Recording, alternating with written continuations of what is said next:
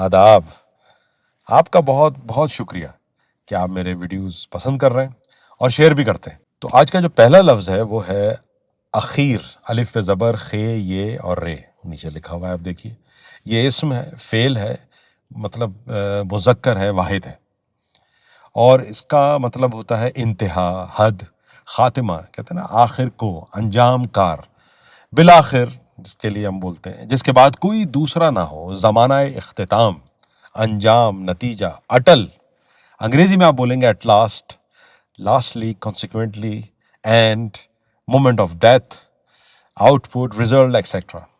دوسرا ہے آخر. یہ اسم ہے، مذکر ہے، اور اس کا مطلب ہے انجام، انتہا، حد، سرا.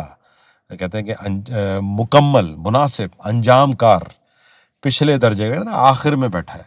تو یہ اس لفظ کا استعمال ہم اپنی عام گفتگو میں ہر وقت کرتے ہیں، مگر دونوں میں فرق ہے. اخیر اور آخر میں بہت باریک سا فرق ہے، سمجھنے کی بات ہے، اور آپ لوگ بہت ذہین لوگ ہیں، یقیناً سمجھ جائیں گے. فی الحال اتنا ہی. اپنا خیال رکھیے. نئے ویڈیو کے ساتھ دوبارہ حاضر ہوتا ہوں.